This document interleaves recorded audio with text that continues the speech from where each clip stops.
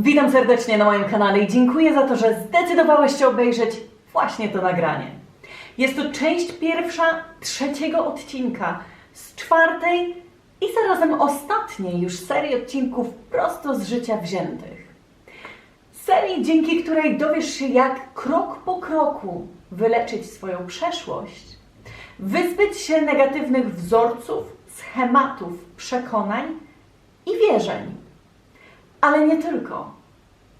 Bo w tej serii przede wszystkim poznasz, czym jest prawda życia. Czyli coś, czego zdecydowanie nie uczą nas w kościołach, a tym bardziej w szkołach. A więc dzięki tym nagraniom dowiesz się, jaka jest Twoja prawdziwa natura. Jak również, jakie masz zdolności i umiejętności. Nauczę Cię także, jak dostrzegać powiązania między wydarzeniami i doświadczeniami mającymi miejsce w Twoim życiu. Jak również, jak wyciągać wnioski, uczyć się lekcji, życiowych lekcji i odnajdywać głębsze zrozumienie wydarzeń, które faktycznie mają miejsce w Twoim, w naszym życiu. A w tym celu, dla przykładu, posłużę się własnymi doświadczeniami. Doświadczeniami, które nie były przypadkowe. Zresztą, jeśli oglądałeś poprzednie części, to już powinieneś wiedzieć, że nic w życiu nie dzieje się przez przypadek. Drogi widzu, dziś zabiorę Cię w dalszą podróż do własnego umysłu, a tym samym głęboko zakorzenionych informacji, czyli do podświadomości, dosłownie. Bo dziś opowiem Ci o swoim niezwykłym doświadczeniu z magicznymi roślinami. Roślinami pochodzącymi prosto z amazońskiej dżungli. Zatem zapraszam do wysłuchania. Ameryka Południowa słynie przede wszystkim z amazońskiej dżungli, która kryje w sobie wiele tajemnic. Wielu mówi, że dżungla wciąż nie została w pełni odkryta przez człowieka. Ale jedno jest pewne. Tamtejsi mieszkańcy doskonale wiedzą, jak żyć w zgodzie z naturą. To z pewnością dlatego żyją dość skromnym życiem. Ale to wcale nie oznacza, że żyją nieszczęśliwie. Z pokolenia na pokolenie przekazywane tradycje sprawiły, że tamtejsi mieszkańcy po dziś dzień wykorzystują w leczeniu wielu schorzeń działanie lokalnych roślin.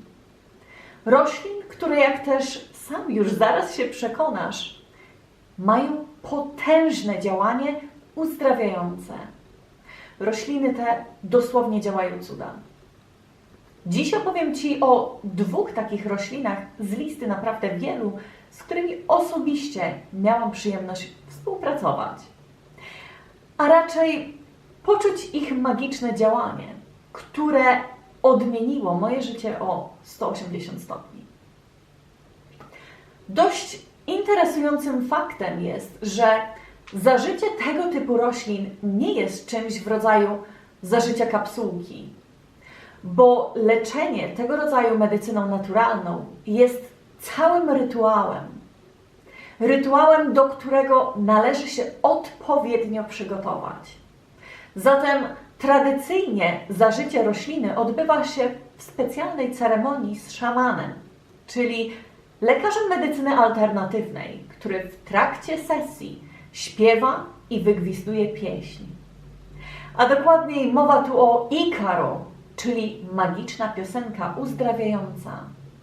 Szaman jeszcze przed ceremonią przechodzi specjalną dietę, w której przez okres około 3 miesięcy pije różnego rodzaju wywary z roślin. A robiąc to, łączy się z duchami roślin, które uczą go właśnie tej magicznej pieśni. Ayahuasca jest znana w amazońskiej dżungli jako la purga, w dosłownym tłumaczeniu czystka, a sama nazwa wzięła się od jej faktycznego działania. La purga ma efekt oczyszczający, a więc to tego właśnie możemy spodziewać się podczas takiej ceremonii. Być może teraz zadajesz sobie pytanie, po co pić jakąś roślinę, po której miałbyś wymiotować czy cierpieć z powodu przewlekłej biegunki? Już odpowiadam.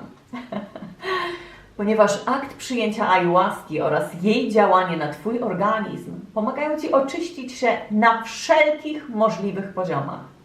Czyli fizycznie, emocjonalnie, umysłowo i duchowo.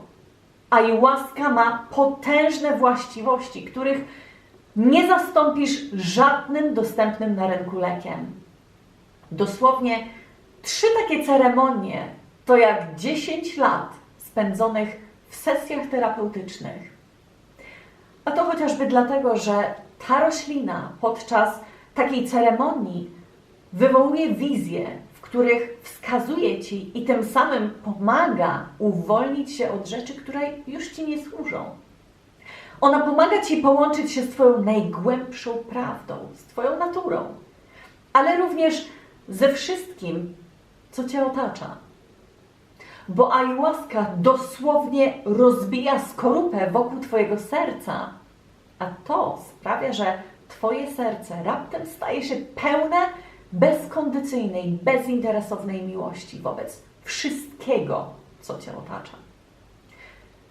Oczywiście to jedynie kilka takich przykładów z długiej listy jej wspaniałych walorów. A to wszystko dzięki między innymi dużej dawce DMT, czyli substancji, którą wytwarza roślina. DMT to skrót od nazwy dimetylotryptamina. Jest to organiczny związek chemiczny, który jest psychodeliczną substancją psychoaktywną. Jak też się okazuje, ludzki organizm również ją produkuje, a dokładniej szyszynka znajdująca się w nadzgórzu mózgu.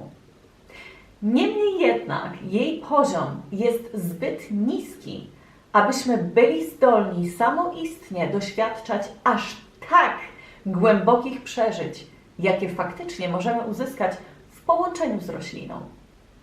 Co więcej, mówi się, że w ciele człowieka jest produkowany pewien enzym, który hamuje produkcję DMT.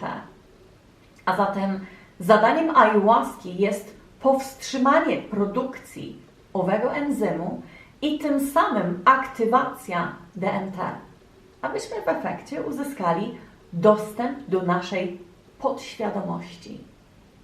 A tym samym, abyśmy doświadczyli głębokiego zrozumienia i uleczenia. Drugą taką cudowną rośliną, o której chciałabym wspomnieć, jest tabako. Tabako jest stosowane w przeddzień ceremonii w formie płynnego wywaru oraz w trakcie ceremonii w formie palonego skręta. W krajach Ameryki Południowej, gdzie ludzie z pokolenia na pokolenie, jak już mówiłam, leczą się za pomocą roślin, mówi się, że każda roślina ma swoją duszę, tak samo jak człowiek czy zwierzę. A to oznacza, że również ma w sobie energię zarówno damską, jak i męską. Zatem ayahuasca ze względu na swój dość słodkawy smak oraz dobroczynne działanie jest przeważającą energią damską. Dlatego właśnie nazywana jest również Madre Ayahuasca, czyli Mama Ayahuasca, o czym zresztą dowiesz się już za moment z mojej opowieści. Tabako natomiast ze względu na swój dość mocny i silnie drażniący, pełen goryczy smak jest określony energią męską. Wśród społeczeństwa szamanów, których w Ameryce Południowej nazywa się tabatieros, mówi się, że tabako jest jednym z najświętszych, odtruwających, potężnych duchów roślinnych na ziemi. I to właśnie oni podczas ceremonii używają określonego zresztą świętym ziołem tytoniu w celach oczyszczających. Więc szaman w trakcie takiej sesji, paląc owy tytoń, łączy się z duchem rośliny, natomiast wdmuchując go w głowę lub dłonie uczestnika, odgania złego ducha. I taki palony tytoń to rodzaj mapacho, czyli Nicotiana rustica, który jest o wiele silniejszym kuzynem tytoniu, który my znamy. Natomiast ze względu na swoje właściwości lecznicze, roślina nazywana jest również planta maestra, w wolnym tłumaczeniu roślina ucząca. W świecie duchowym określamy te rośliny jako potężne duchy ochronne, ale również sprzymierzeńcy i przewodnicy w procesie uzdrowienia.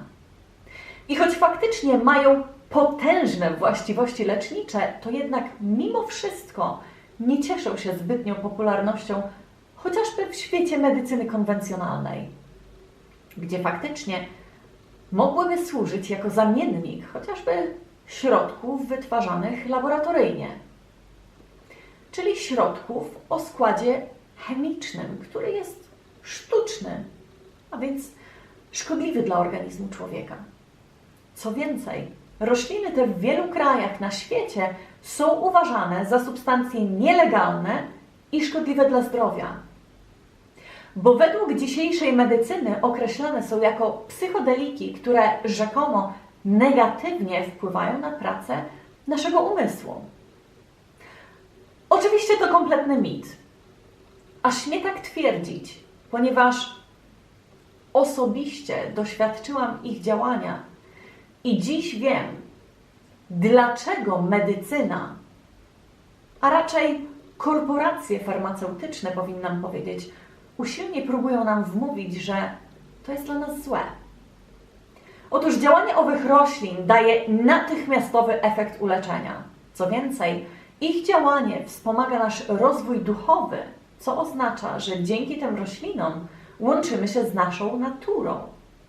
A to z kolei oznacza, że stajemy się w pełni świadomym siebie człowiekiem.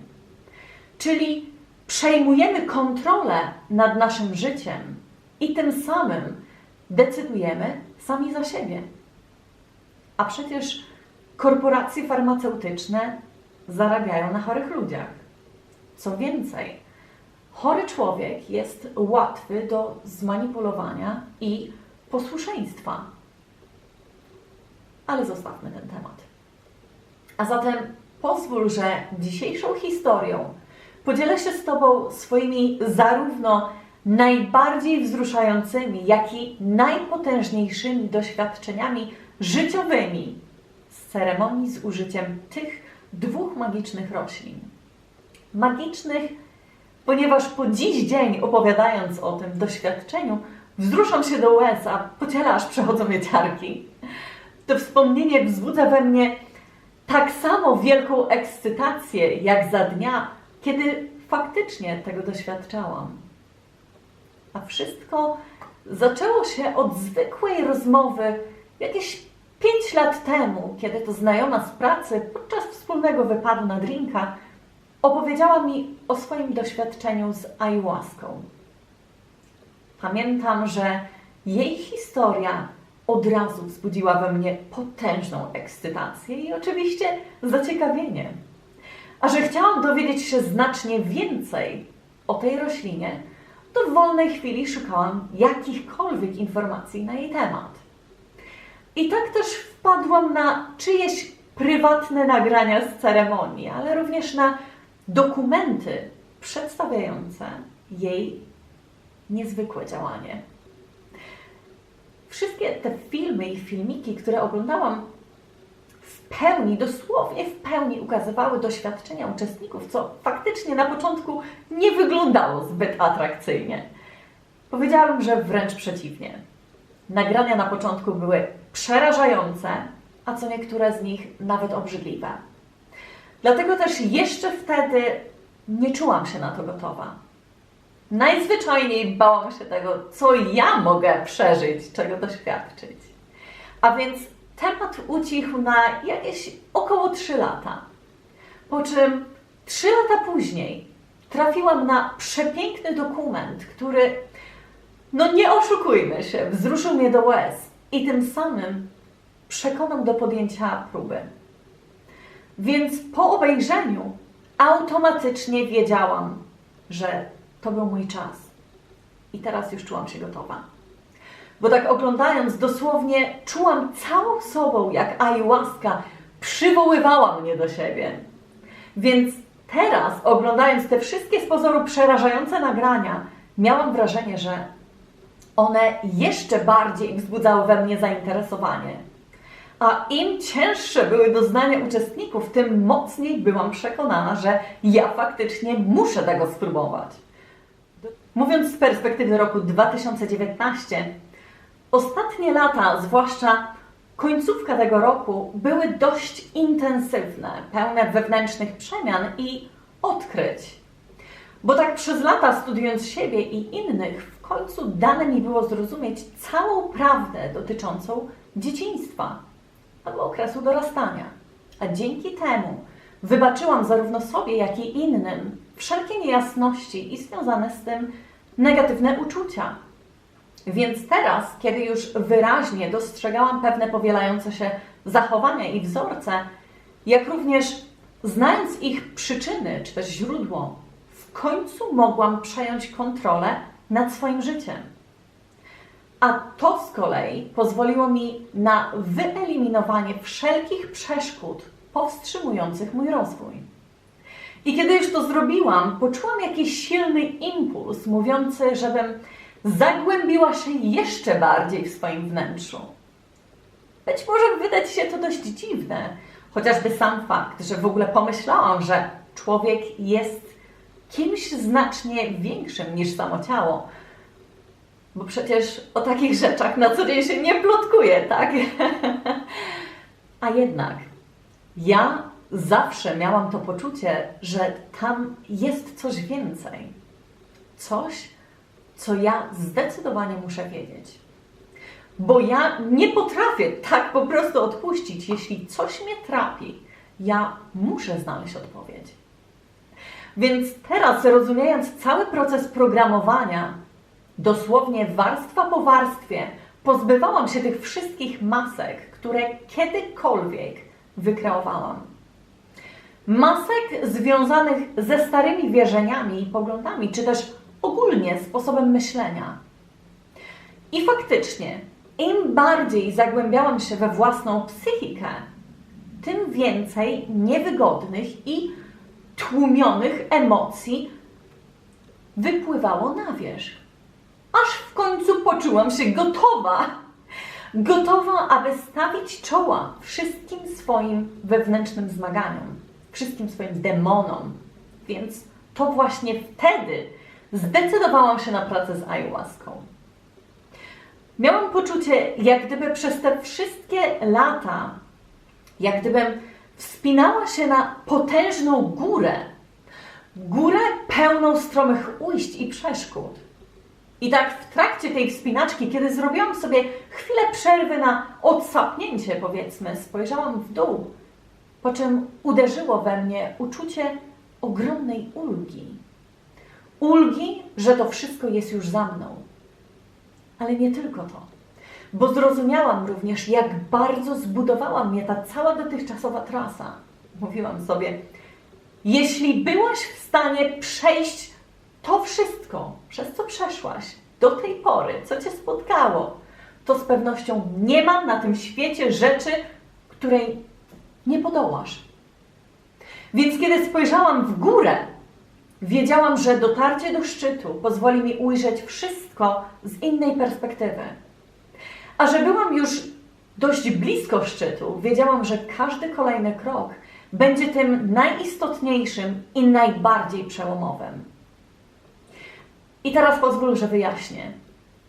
Posłużyłam się analogią góry, mówiąc o życiu. Strome ujścia i przeszkody to doświadczenia życiowe i wyzwania. Natomiast zdobycie szczytu oraz widok z góry jest analogią zrozumienia działania podświadomości oraz zmiana perspektywy widzenia i rozumienia. Bo z góry wszystko widać jasno, tak? A że zdążyłam już dostatecznie przestudiować działanie rośliny, wierzyłam, że to było jedyne lekarstwo, które pomoże mi pozbyć się wszelkich zalegających toksyn i tym samym rozjaśni mój umysł jeszcze bardziej. Ale tak prawdę mówiąc, moją intencją nie było samo uleczenie przeszłości, bo to już samoistnie zachodziło we mnie. Rozpoczęło się dokładniej z dniem zrozumienia prawdy na temat dzieciństwa. Ale ponad wszystko, z dniem, kiedy zrozumiałam, że to wszystko, czego doświadczamy, jest tak naprawdę nieodłączną częścią naszego rozwoju. Zatem moją intencją głównie w pracy z ayahuaską było dowiedzieć się, kim jestem w tym życiu, kim byłam w poprzednich życiach oraz jaki jest mój obecny życiowy cel. Bo fakt tego, że wiem i rozumiem rzeczy, których nie wiedzą i nie rozumieją inni, jest sam w sobie zaskakujący i poniekąd dziwny. Jak to w ogóle jest możliwe, że ciekawią mnie rzeczy, o których inni kompletnie nie mają pojęcia, o których nie mówią? Skąd we mnie to silne przekonanie, że wiem, dokąd zmierzam i że wszystko, co robię, ma sens i znaczenie? Bo przecież jestem w stanie dostrzec połączenia między doświadczeniami i zdarzeniami zachodzącymi w życiu. A to z pewnością nie jest umiejętność, której można nauczyć się z książek, czy też spotkać u przeciętnego człowieka. Dlatego musiałam dowiedzieć się, kim jestem i kim byłam. I tak też zaczęłam poszukiwanie odpowiedniego kurortu. A że niestety nie mogłam pozwolić sobie na dłuższą przerwę w pracy, zdecydowałam, że to będzie miejsce na terenie Europy. I muszę przyznać, że ku memu zdziwieniu było w czym wybierać. Ale był ten jeden najbardziej wyróżniający się z długiej listy tych wszystkich uzdrowisk. Więc intuicyjnie zostałam poprowadzona do Portugalii, bo to właśnie to miejsce zdawało się być tym właściwym. A że zbliżał się koniec roku, zarezerwowałam termin na styczeń 2020. Co więcej, cały ten wyjazd zasponsorował mój kochany tatuś, który w rzeczywistości kompletnie nie miał pojęcia, jaki faktycznie był mój cel tego wyjazdu. A jednak miałam silne przeczucie, że to nie jego ego o tym decydowało, lecz intuicja, która być może pomogła mu uwierzyć, że to jest słuszna decyzja i słuszna sprawa, żeby to zrobić, żeby mi pomóc. I tak też po dziś dzień jestem mu za to ogromnie wdzięczna. To był zdecydowanie najpiękniejszy prezent, który kiedykolwiek mógł mi podarować. Bo dzięki temu automatycznie przyczynił się do potężnej zmiany, która nastąpiła w moim życiu tuż po tej całej podróży, czy też przygodzie. Zdecydowanie nigdy nie miałam problemu z przyswajaniem nowej wiedzy. Co więcej, odkąd wyzbyłam się dawnych ograniczeń, dosłownie nic, co było mi obce czy nieznane, nie sprawiało mi kłopotu. Zatem fakt, że do samej ceremonii należało się wcześniej odpowiednio przygotować, zdawało się być dość logicznym. W końcu chodziło o oczyszczanie. A że zależało mi na tym, żeby dowiedzieć się z tego doświadczenia jak najwięcej, to oczywiście podeszłam do tego bardzo poważnie. A więc instrukcje przygotowania do takiej ceremonii obejmowały między innymi, albo przede wszystkim, wewnętrzne wyciszenie, zaprzestanie wszelkiego wysiłku fizycznego, zmianę diety, a w tym między innymi kompletne pozbycie się przede wszystkim cukru, soli, alkoholu czy chociażby mięsa. Ponadto codzienną praktykę medytacji oraz stopniowe, ale oczywiście chwilowe wyłączenie się z wszelkich aktywności społecznych, czyli izolacja. I tak szczerze mówiąc, nie miałam problemu z dostosowaniem, odkąd już od jakiegoś czasu mimowolnie spełniałam większość z wymienionych ograniczeń. Dlatego można powiedzieć, że ta dość restrykcyjna zmiana stylu życia nie była dla mnie żadnym wyzwaniem. Bo od drugiej połowy grudnia zaostrzyłam swoje restrykcje jeszcze bardziej. I wtedy już kompletnie wykluczałam kawę, tłuste potrawy, oleje, puszkowe jedzenie, nabiał, przyprawy.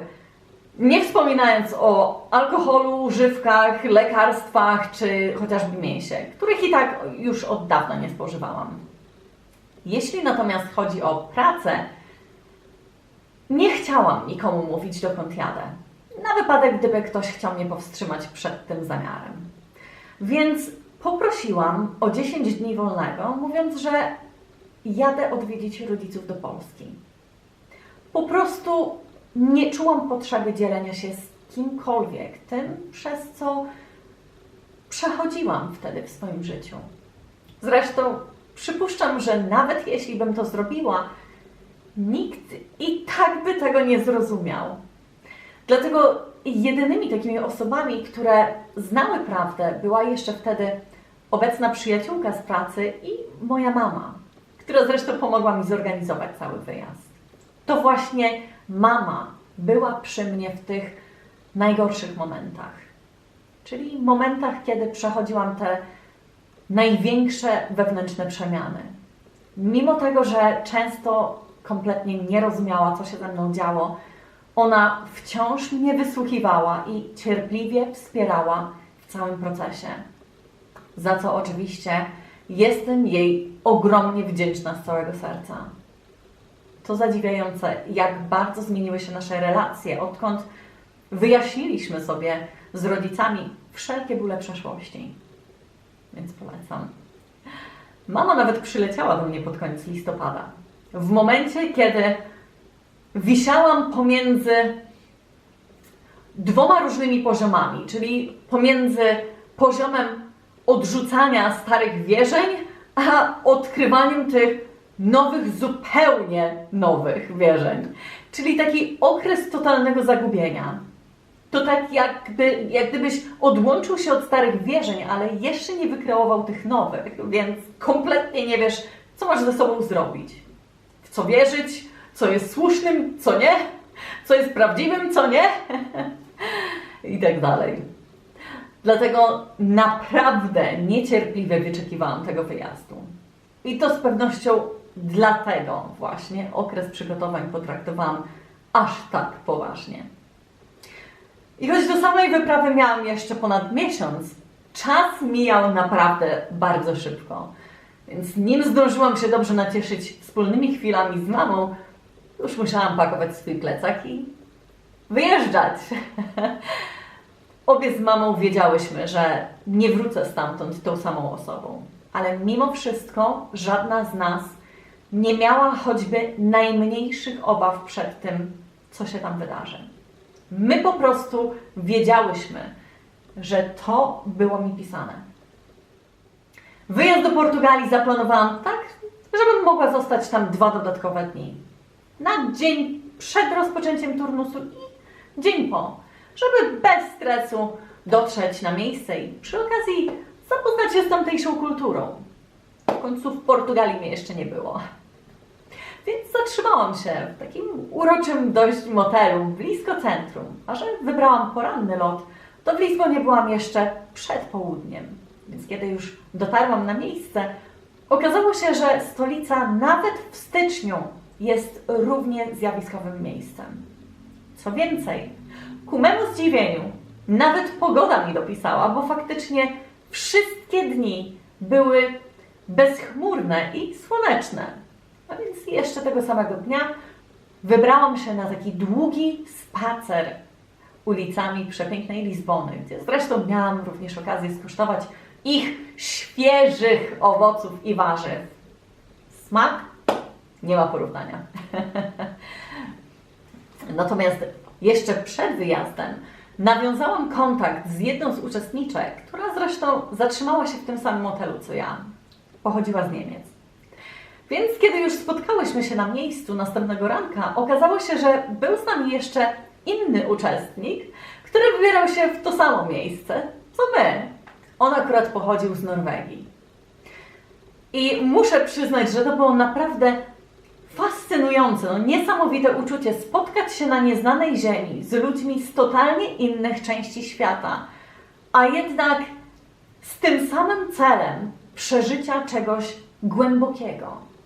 W końcu miałam okazję porozmawiać z kimś, kto choć po części rozumiał tematy duchowości oraz cały ten proces przemiany, który w nas zachodził.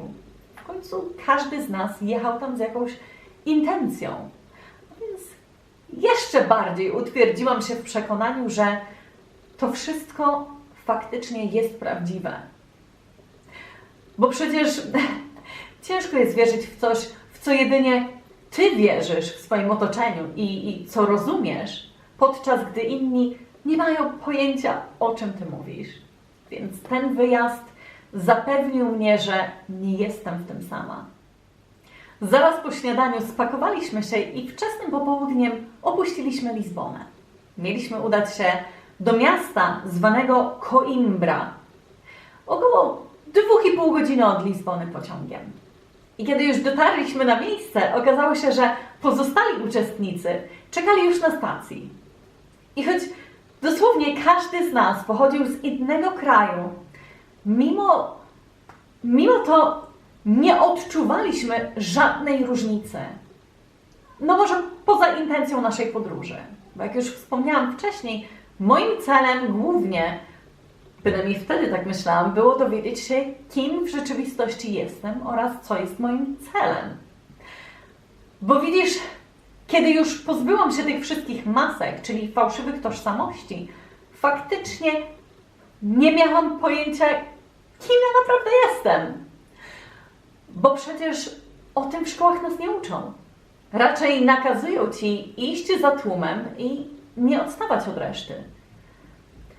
A że okazało się, że większość uczestników również miała z tym problem, to faktycznie, myślę, wszyscy chcieliśmy poznać naszą prawdziwą naturę. Wiele osób również przyjechało wyleczyć swoje uzależnienia, depresje, czy chociażby zrozumieć źródło swojego cierpienia.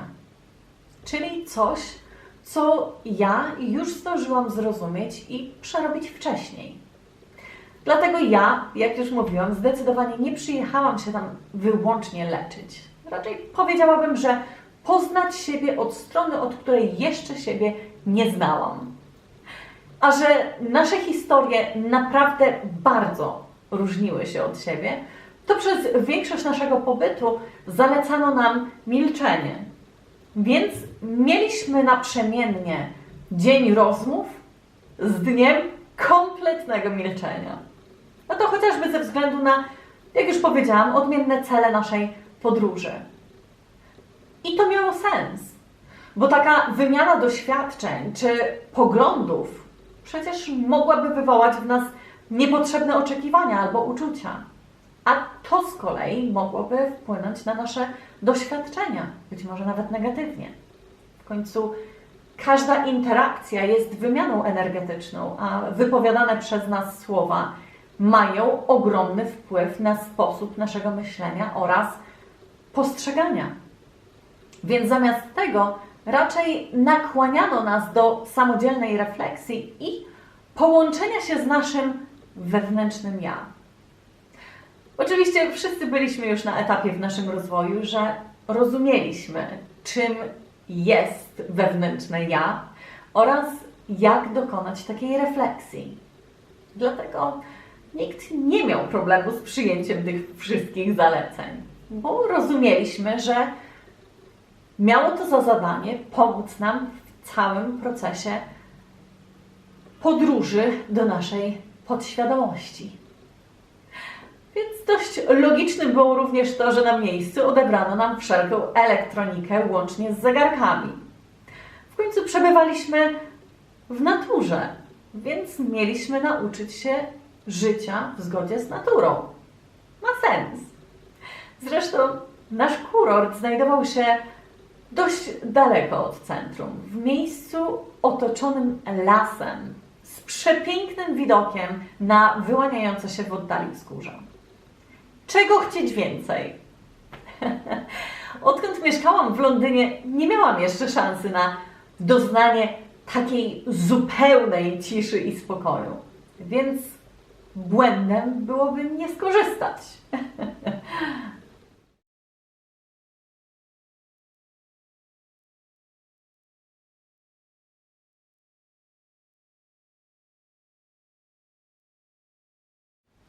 Jeszcze tego samego popołudnia, tuż po przybyciu na miejsce, pościliśmy, aby oczywiście przygotować nasze ciało do wieczornej ceremonii oczyszczania, tym razem z wywarem, czy raczej wywarem z liści tytoniu.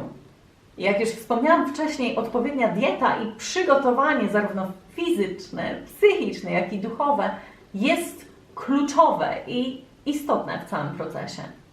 Dlatego przestrzegałam tych wszystkich zasad mimo chwil słabości.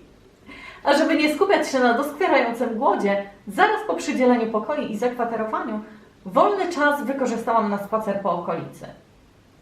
I tak krążąc, wypatrzyłam w oddali ogromny kamień, który okazał się być doskonałym punktem widokowym na całą okolicę.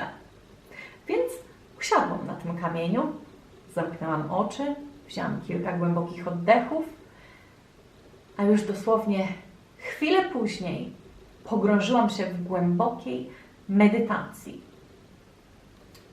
Po raz pierwszy od dłuższego czasu w końcu mogłam skoncentrować się i w pełni poczuć swoje ciało. Odłączona od świata zewnętrznego, z dala od hałasu i zanieczyszczonego powietrza, czułam się naprawdę błogo. I kiedy myśli w końcu uspokoiły się, a ciało zrelaksowało, wykorzystałam ten czas na refleksję i skupienie się na ustaleniu konkretnych pytań, na które chciałam uzyskać odpowiedzi podczas tego całego pobytu. W końcu po to tam przyjechałam, więc korzystając z tej potężnej możliwości, która była mi dana, chciałam jak najlepiej wykorzystać ten czas. Poza tym zależało mi, żeby upewnić się, co faktycznie jest dla mnie najważniejszym w życiu oraz jaka wiedza mogłaby mi pomóc w dalszym rozwoju. I nie wiem, jak długo tam siedziałam, ale z pewnością wystarczająco długo, aby zauważyć, że już się ściemniało. Więc zebrałam się i wróciłam do swojego pokoju, który zresztą dzieliłam z 2 innymi kobietami. Jedna z nich pochodziła z Rumunii, natomiast ta druga z Irlandii. I oczywiście na początku wszystkie byłyśmy mega zafascynowane naszą przygodą, więc korzystając z okazji, że jeszcze mogłyśmy nadal ze sobą rozmawiać, chciałyśmy poznać się troszeczkę bliżej i chociażby podzielić się celem naszego przyjazdu do Portugalii. W trakcie medytacji zrozumiałam, że moim głównym celem nie było samo poznanie siebie, ale przede wszystkim chciałam również dowiedzieć się, kim lub czym jest Bóg.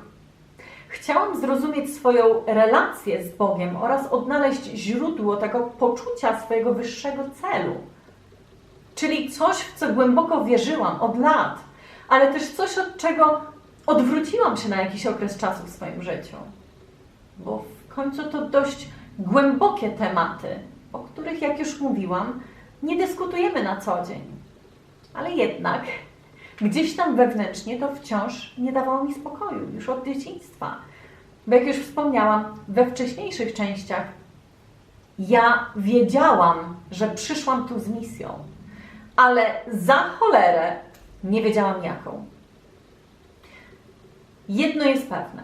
Wiedziałam, że teraz już byłam na dobrej drodze do odnalezienia swojej prawdy. W końcu te ostatnie lata pokazały mi wystarczająco dużo zarówno o mnie, jak i o otaczającym mnie świecie. Z kolei wszelkie doświadczenia, zwłaszcza te najtrudniejsze, w pewnym sensie skłoniły mnie do postawienia sobie tych głębokich pytań, a tym samym zmobilizowały do poszukiwania odpowiedzi. A że teraz już byłam świadoma tego, że do tej pory żyłam iluzją życia, do Portugalii przyjechałam zrozumieć również, czym jest prawdziwe życie i na czym ono polega. Bo przecież przez wiele lat żyłam dostosowując się do otoczenia, a przez to kompletnie straciłam poczucie swojej prawdziwej tożsamości. I dlatego też wciąż czułam się nieszczęśliwa i niespełniona. Jak gdyby ciągle mi czegoś brakowało. Do tego stopnia, że nie byłam już w stanie rozpoznać, kim ja naprawdę jestem. A że miałam już dość udawania, że jestem szczęśliwa, to teraz już nie widziałam innego wyjścia, jak podjąć działanie w kierunku czy w celu wprowadzenia natychmiastowych zmian. Dlatego też czułam się w pełni gotowa na jeszcze więcej takich przełomowych odkryć i oczywiście kolejne przemiany.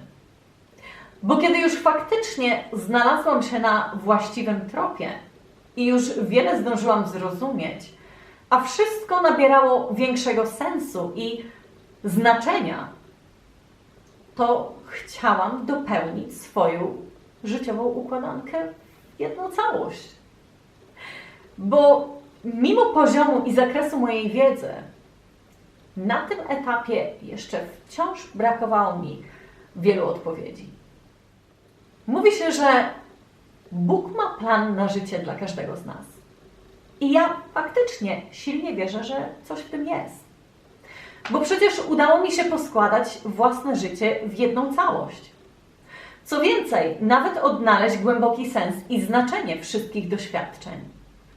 Dlatego teraz na każdą z danych mi możliwości, jak chociażby mój przyjazd do Portugalii, patrzyłam jako właśnie Boża pomoc. Teraz już potrafiłam dostrzec, jak Bóg perfekcyjnie aranżuje wszelkie zdarzenia i spotkania z innymi ludźmi w naszym życiu, abyśmy poprzez dane interakcje i doświadczenia mieli szansę nauczyć się czegoś lub coś zrozumieć, czy chociażby osiągnąć zamierzony cel. I tu pozwól, że przytoczę znany wers z Ewangelii według świętego Mateusza. Proście, a będzie wam dane. Szukajcie, a znajdziecie. Kołaczcie, a otworzą wam. Albowiem każdy, kto prosi, otrzymuje. Kto szuka, znajduje. A kołaczącemu otworzą. Gdy któregoś z was syn prosi o chleb, czy jest taki, który poda mu kamień? Albo gdy prosi o rybę, czy poda mu węża? Jeśli więc wy, choć źli jesteście, umiecie dawać dobre dary swoim dzieciom, o ileż bardziej Ojciec wasz, który jest w niebie, da to, co dobre tym, którzy go proszą. Czy choć trochę rozumiesz, dlaczego wybrałam właśnie ten wers? Drogi widzu, prawdą jest, że Bóg daje nam wiele możliwości poznania prawdy. Niestety my, zaślepieni swoim złudnym życiem, nie zawsze jesteśmy w stanie dostrzec taką szansę. A może nie jesteśmy na nią gotowi, albo po prostu nie chcemy podążać Jego ścieżką. Natomiast tak z drugiej strony, jeśli w końcu zdecydujesz się w pełni zaufać, możesz mieć pewność, że Bóg zapewni Ci bezpieczeństwo i opiekę w najbardziej niebezpiecznych i trudnych sytuacjach życiowych. A zatem im bardziej jesteś zdeterminowany i głodny prawdy, tym więcej prawdy zostanie Ci objawione. Im bardziej aktywnie pracujesz w tym kierunku, tym szybciej osiągniesz wyniki. Więc jeśli chodzi o mnie, mogę zdecydowanie powiedzieć, że w pełni rezonuję z tym wersem. Bo dla mnie nic nie było ważniejszym od samej wiedzy. Ja wciąż zadawałam głębokie pytania i uzyskiwałam odpowiedzi. Po prostu nie mogłam sobie wyobrazić, żebym chociażby przez minutę dłużej zadawała sobie to samo pytanie, dzień po dniu, wciąż nie znając odpowiedzi. Dlatego wierzę, że dzień, w którym usłyszałam o ayahuasce, był dniem zaaranżowanym.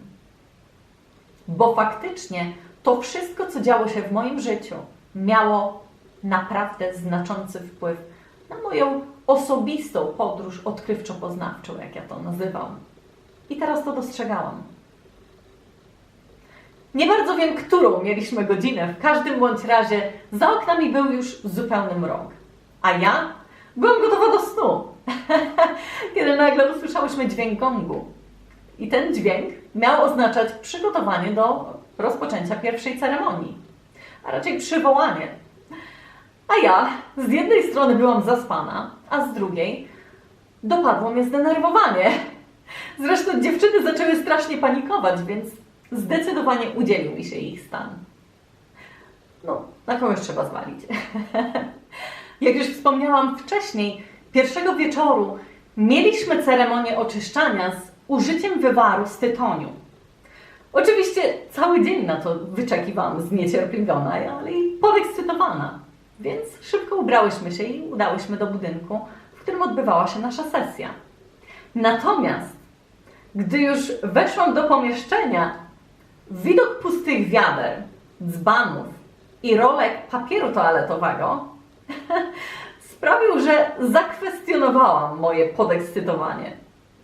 I choć wszyscy spojrzeliśmy na siebie z uśmiechem, można było wyczuć na kilometr, że każdy ukrywał zdenerwowanie i przerażenie tym widokiem. Więc kiedy już grupa była kompletna, w końcu mogliśmy zacząć. I nasz prowadzący szaman przyszedł jako ostatni. A że nie mówił po angielsku, miał ze sobą swojego tłumacza i asystenta.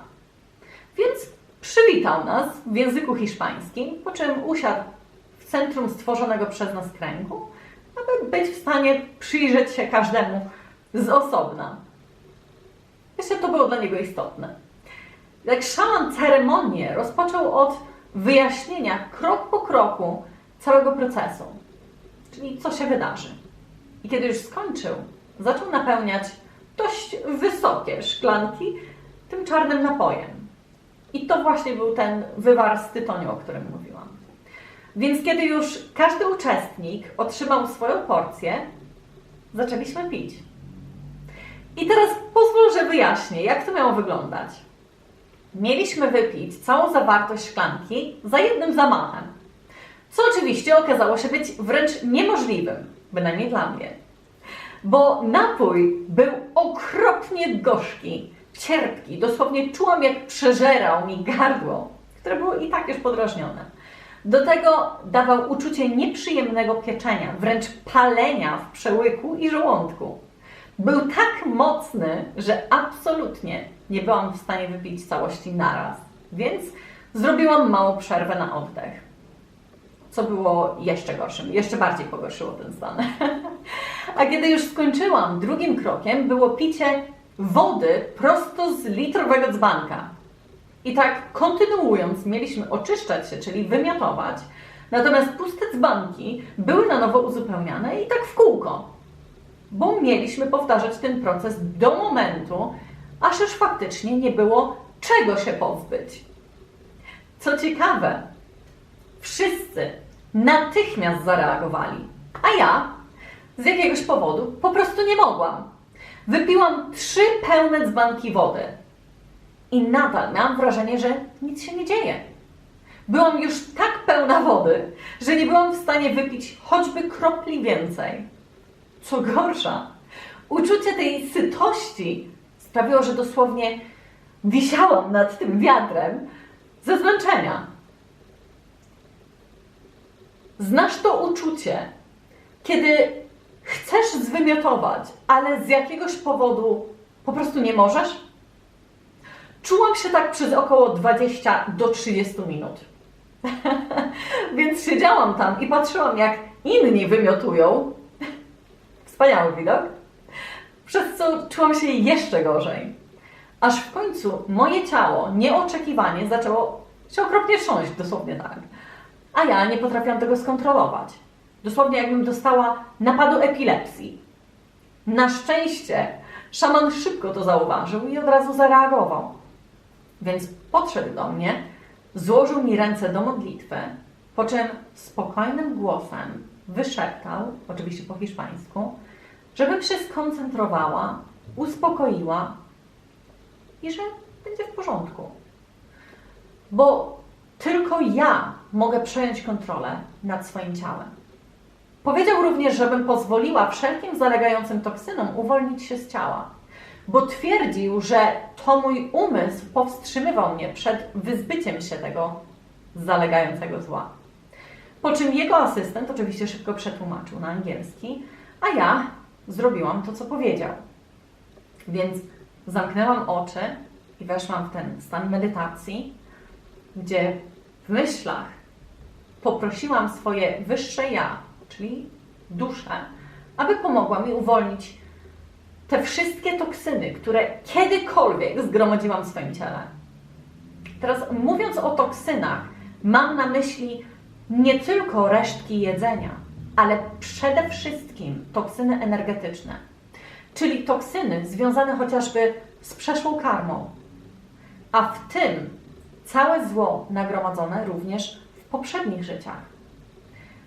Ale też te negatywne wzorce myślowe, zachowania czy złe nawyki, których się wyuczyliśmy.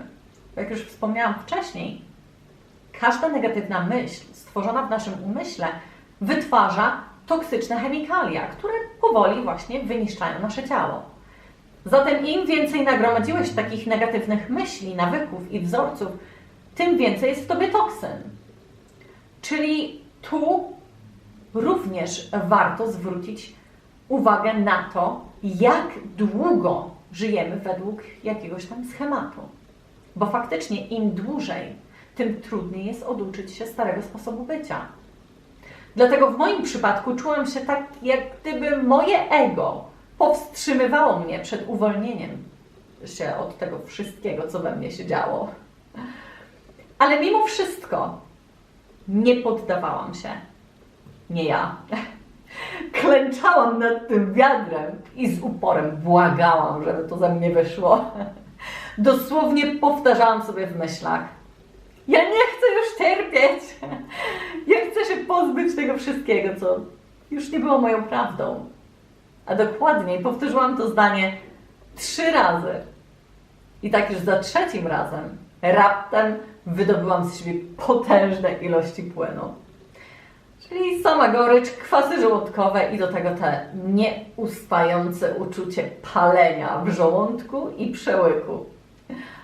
Więc teraz z kolei, kiedy już zaczęłam się wypróżniać, miałam wrażenie, że to już nigdy się nie skończy. Mało tego, w tym samym czasie poczułam pilną potrzebę skorzystania z toalety. Ale za cholerę nie potrafiłam sobie wyobrazić, jak niby miałabym dostać się do tej toalety. Bo ja nie mogłam oderwać się od tego wiadra. Co gorsza, toaleta znajdowała się na zewnątrz budynku, co wymagało również nałożenia kurtki i butów, bo przecież była zima. A to w tamtym momencie było naprawdę trudnym do zrobienia. Dosłownie nie wiedziałam, co mam ze sobą zrobić. A że ciśnienie już było nie do wytrzymania, no to z całej siły podniosłam się z tej ziemi i tak z tym wypełnionym już do połowy wiadrem, przyklejonym oczywiście do brody, w końcu udało mi się wyjść z budynku.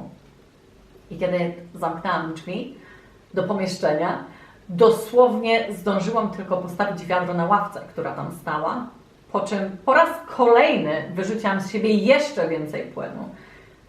I tak bez końca. Myślałam, że zaraz wypluję swoje organy. Aż mnie skręcało od środka. Natomiast kiedy już dostałam szansę na złapanie oddechu, powiedzmy, szybko pobiegłam do toalety. Oczywiście z wiadrem, bo to jeszcze nie był koniec.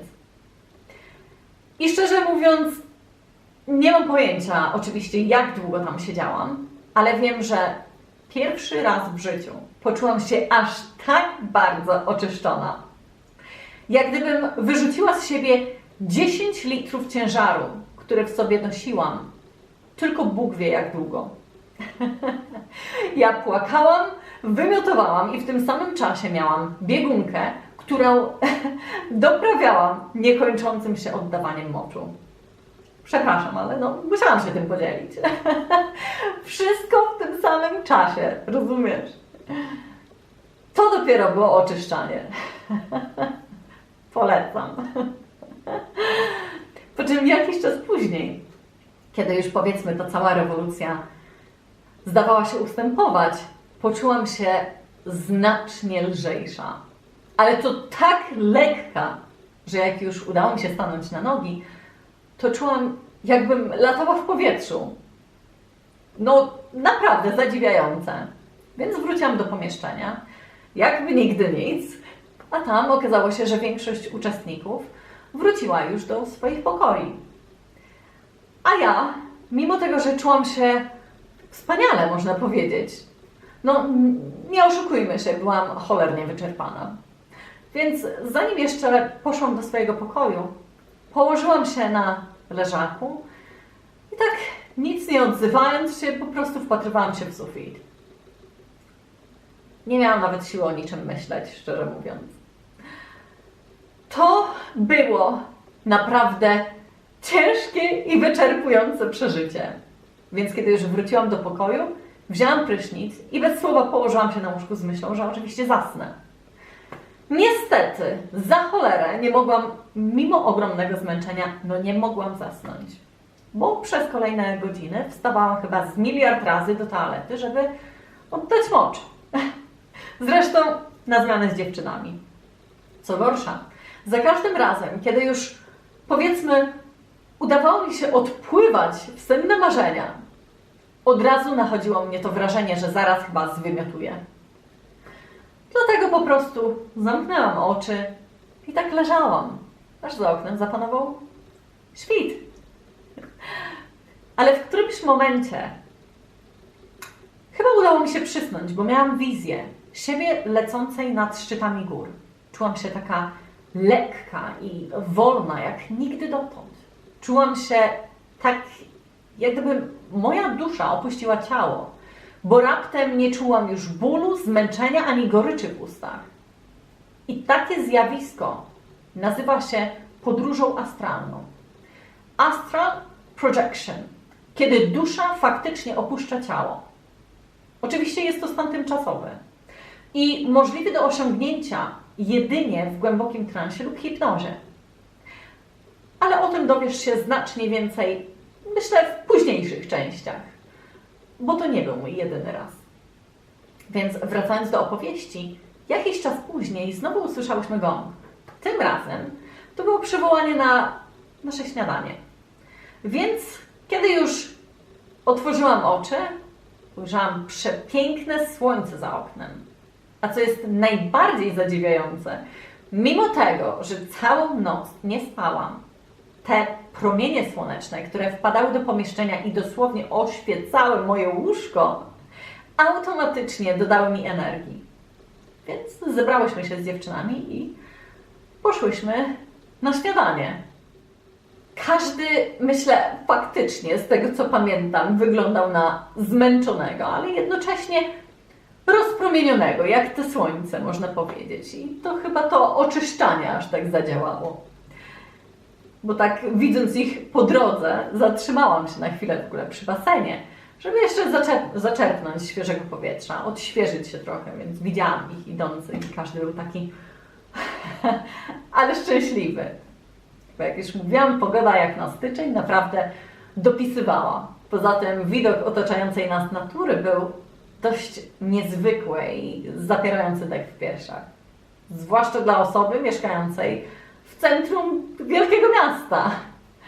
Dlatego chciałam jak najdłużej cieszyć się tymi przepięknymi widokami. Myślę, to w pewnym sensie dawało mi poczucie wolności i wewnętrznego spokoju. Przepiękne uczucie. Polecam. Więc teraz, kiedy już, powiedzmy, czułam się spokojniejsza i odświeżona, pokierowałam się w kierunku jadalni. Natomiast otwierając drzwi, dosłownie wpadłam na asystenta szamana, który uśmiechnął się i zapytał, jak się czuję. Ale ja z jakiegoś powodu byłam tak bardzo onieśmielona i zdezorientowana, że nie potrafiłam nawet mu spojrzeć w oczy. Bo w jego oczach było coś, przed czym wtedy uciekałam. Więc co jedynie wyszeptałam jakąś głupotę, że świetnie spałam i dziękuję. Co oczywiście było kłamstwem, ale jak już powiedziałam, on mnie onieśmielał. A że czułam się dość skrępowana, bojąc się, że chociażby powiem jeszcze coś głupszego, dziwniejszego lub przypadkowego, dosłownie uciekłam do środka. Myślę, że to musiało wyglądać niezbyt przyzwoicie, ale jak już powiedziałam, nie byłam w stanie wydusić z siebie nic sensownego. Jeśli natomiast chodzi o resztę grupy, wszyscy byli już w trakcie spożywania śniadania. A że tego dnia mieliśmy akurat dzień milczenia, to każdy zaraz po posiłku udał się do swojego pokoju. Tego wieczoru mieliśmy naszą pierwszą ceremonię z ayahuaską. A więc zważając na zdarzenia z ostatniej nocy, tym razem mniej więcej wiedziałam, czego mogę się spodziewać. Raczej tak myślałam.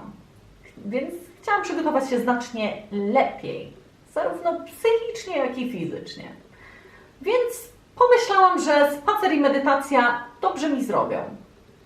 A że natura zawsze była dla mnie najlepszym przyjacielem i natchnieniem, to wzięłam ze sobą zeszyt i poszłam szukać inspiracji.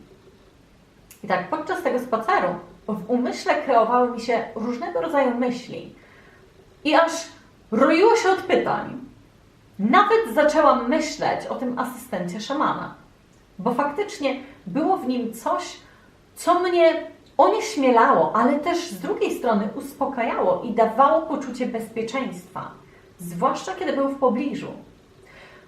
On po prostu wiedział, jak się o kogoś zatroszczyć i to było piękne.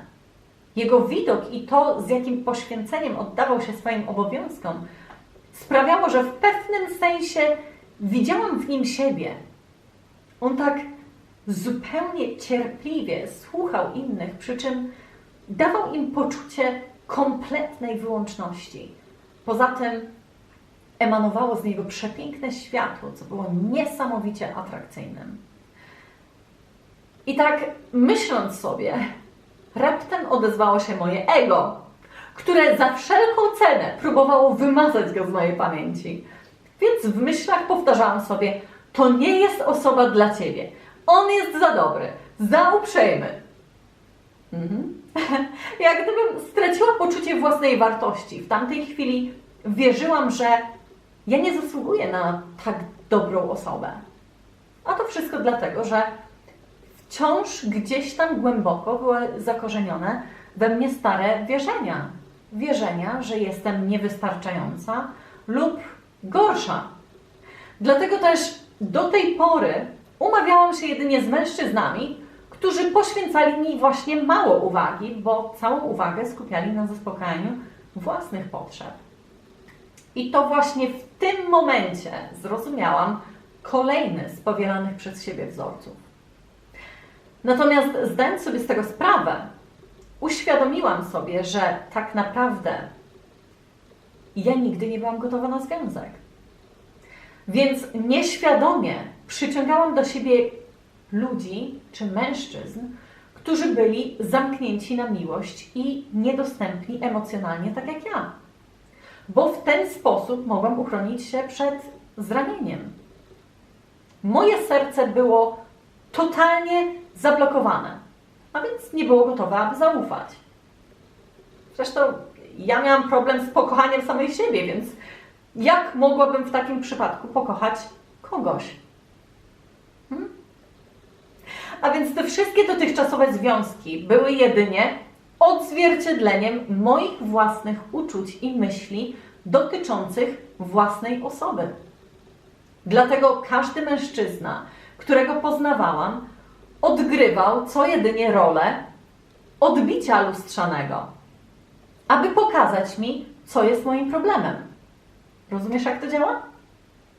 A więc teraz skierowałam swoje myśli na siebie i własne potrzeby. Bo zrozumiałam, że dopóki w pełni nie zrozumiem i nie wyleczę siebie, to z pewnością nie będę w stanie zbudować z nikim zdrowego związku. I tak chodząc po okolicy, myślałam o swoich planach i marzeniach, ale również o istnieniu Boga i Jego istotnej roli w moim życiu. Bo jak już wspomniałam wielokrotnie w poprzednich odcinkach, Bóg odgrywał ogromną rolę w moim życiu. I tu chciałabym zaznaczyć bardzo istotną kwestię. Moja wiara w Boga nie ma żadnego związku z religią i naukami Kościoła. Jest wiele zasad Kościoła, których kompletnie nie popieram, jako że wiele informacji zostało błędnie zinterpretowane. Kościół zastrasza ludzi i wymusza wiarę, przez co ludzie chodzą do Kościoła z zasady, a nie dla budowania więzi z Bogiem. Oni nawet nie rozumieją Boga. Dlatego też naprawdę niewielu ludzi na świecie faktycznie rozumie prawdziwy sens i cel stworzenia oraz znaczenie naszego życia tu na ziemi. Więc tak po kilkunastu godzinach spędzonych w samotności i ciszy, myślę, byłam już przekonana, że wiedziałam, czego konkretnie chciałabym dowiedzieć się z wieczornej sesji. A że dzień mijał zaskakująco szybko, to niedługo po moim powrocie do pokoju wołani byliśmy już na naszą pierwszą ceremonię. A tego, co wydarzyło się dalej, czyli jak wyglądały moje obie ceremonie z ayahuaską, dowiesz się już w kolejnych 2 częściach tego odcinka. Zatem zapraszam serdecznie do śledzenia kolejnych wydarzeń. A tymczasem trzymaj się ciepło, ściskam mocno i do zobaczenia. Hej!